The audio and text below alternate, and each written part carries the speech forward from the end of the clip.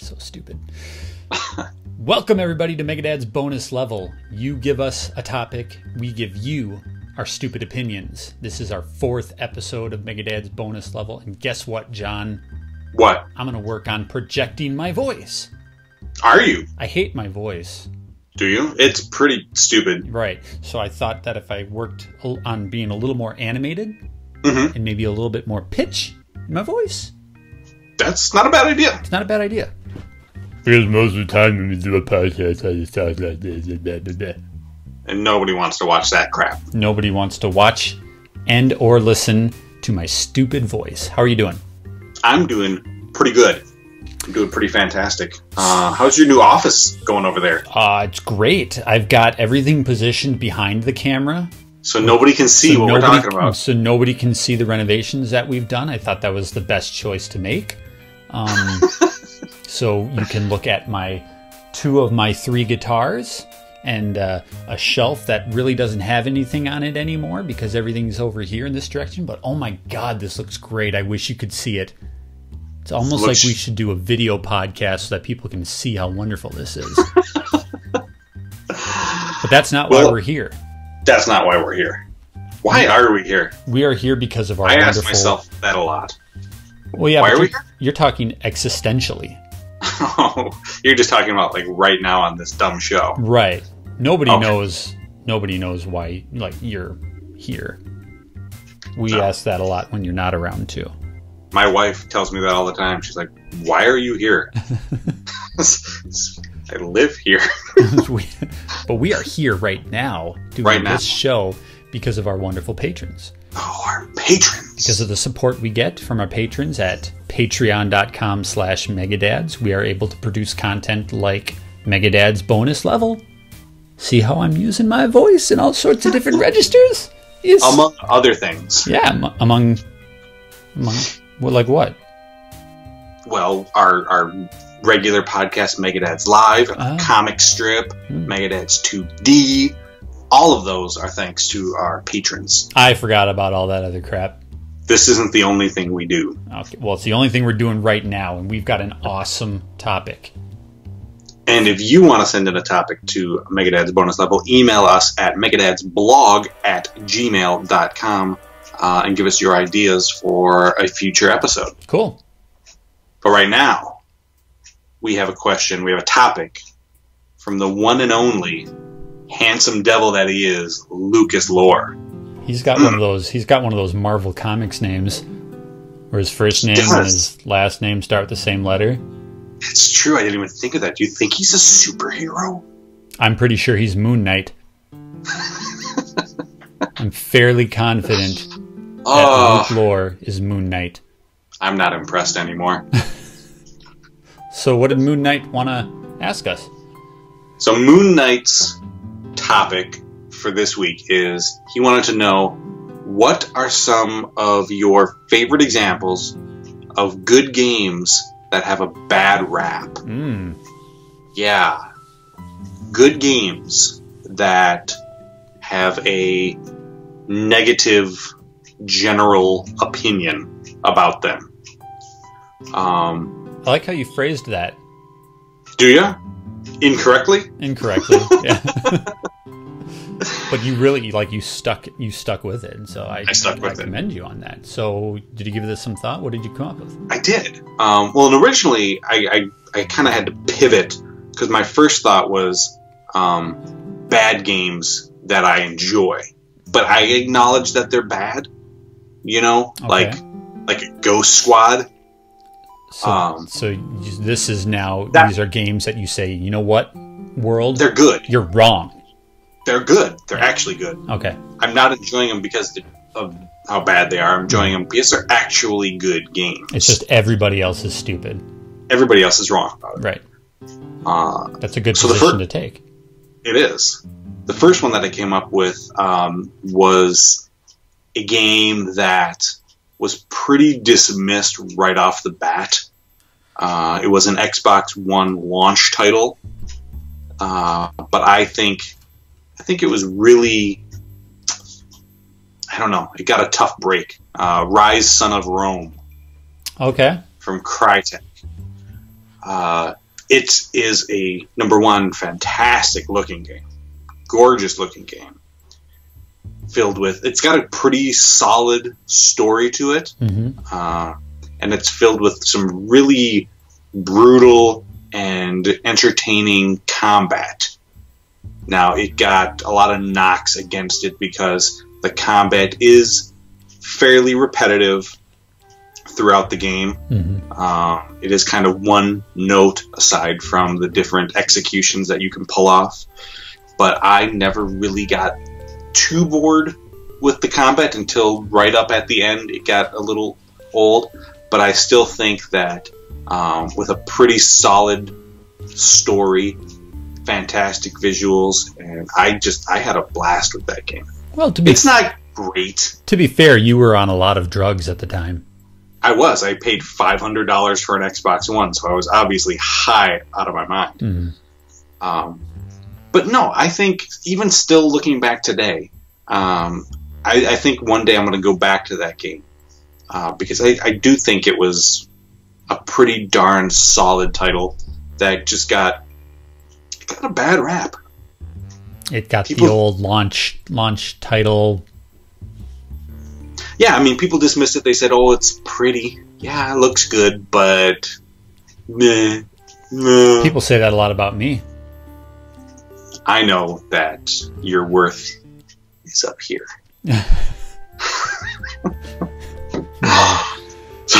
So the first game I struggled to come up with games that got, like, I kept thinking of games that were underappreciated, games that may have been forgotten. So I was trying to think of games that like scored low or had general, bad feelings across the board. And the one that I came up with, and there weren't a lot because I like everything that's great, but one that I really enjoyed that kind of got a bad rap was Bloodstone 007.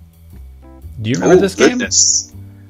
Bloodstone. I played this on the Xbox 360, and it was essentially a Splinter Cell game with Daniel Craig as James Bond. So they took remember that. They took the tag mechanic. If you did enough hand-to-hand combat, which was the great thing about like those early Daniel Craig Bond movies, they were so brutal. Like he just beat the snot out of dudes. So they incorporated that into the game, and as you would land successful melee attacks and takedowns, you would get those tag meters so that you could click on a guy and execute like almost like a bullet time-esque execution. I'm pretty sure they use this exact technique in the later Splinter Cell games.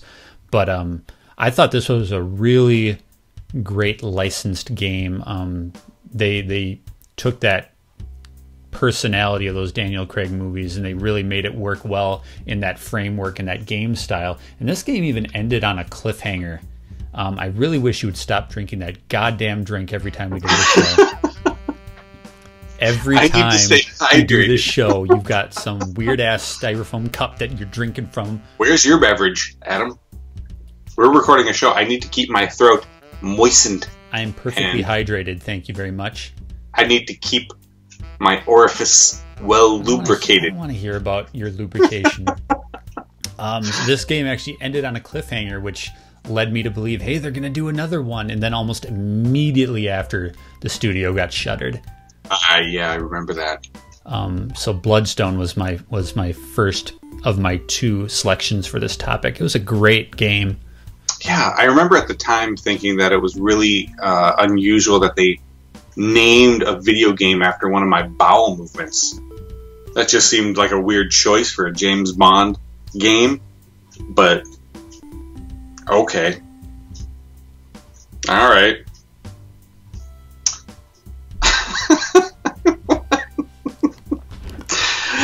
So my second game, very similar to my first game in that it was a launch title that was dismissed very quickly. Mario 64. No. Oh. Even better, Nintendo Land. Oh. Look at you. I think most people crap on Nintendo Land and literally. literally like just defecate all over the cases, which I've seen it happen at a Best Buy. It's not pretty. Not pretty. But no, I think that game was really entertaining. It had, there were some of the mini games which were not great, but the Mario run was still one that I love to play today. That's on iPhone now. Not Mario. What is it? What do they call it? I don't know what the hell they called it. It was like something tag. like that. It's basically Mario tag. Catch, Mario Tag, whatever. But that's a really fun game, especially when you get 4 people together. Yeah, it was a hoot. It was a hoot. And it was one of the few games to really make use of the gamepad in an effective way. Yeah. There was a Luigi's Mansion, which was fun. Mm-hmm. The Animal Crossing one was entertaining. I just think it was... Little Ninja Star? The Ninja Stars? There wasn't even like a Game & Watch one where you're tilting like the V-pad and all that. No. I think it was a really solid launch title, and it demonstrated the different technologies and the different what the Wii U was trying to do in a fun way. And I think people just kind of tossed it aside as a junky mini game collection that nobody cared about and forgot about it. But I mean, every year Nintendo won't make that mistake twice. Inconceivable. It's one that we still break out, on Extra Life marathon days, because it's a fun, casual, multiplayer couch co-op good time. Truth. So, Nintendo Land is my second pick. So my second and last pick. What's your number 2? This is one of those games that I violently disagree with people on. Silent Hill Shattered Memories is widely regarded as one of the crappers of the franchise, and it is my second favorite installment in the franchise. I thought this was an absolutely brilliant game that was not given even close to its due. It took what you thought you knew about Silent Hill and your expectations of the franchise and completely flipped it on its head in a story that both follows series conventions and completely betrays series conventions in the way that it all ends up playing out. I thought it was absolutely brilliant storytelling in the way that you thought you knew what was happening, and then once it got to the end, you were like, oh crap, that's something completely unexpected.